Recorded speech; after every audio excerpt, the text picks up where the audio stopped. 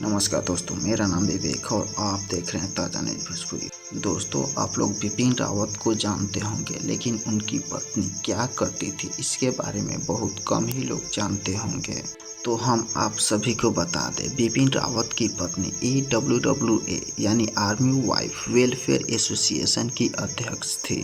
ये ऑर्गेनाइजेशन सेना के जवानों की पत्नियों, बच्चों और आश्रितों के कल्याण के लिए काम करती थी। EWWA भारत के सबसे बड़े NGO में से एक है।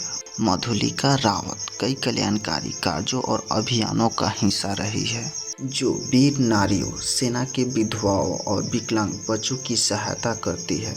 मधुलिका रावत सेना की पत्नियों को सशक्त बनाने, उन्हें सिलाई, बुनाई और बैग बनाने के साथ साथ ब्यूटिशियन कोर्स कराने और उन्हें आर्थिक रूप से स्वतंत्र बनाने के लिए केक और चॉकलेट बनाने के लिए प्रोत्साहित करने में उत्प्रेरक रही है। दोस्तों, बिपिन रावत बॉर्डर पे रह के देश की रक्षा करते थे और उनकी पत्नी वैसे औरत और बच्चों को मजबूत बनाती थी जो सेना का विधवा हो या सेना का बच्चा हो, ताकि वह अपने पैर पे खड़ा हो सके और अपना जीवन यापन कर सके।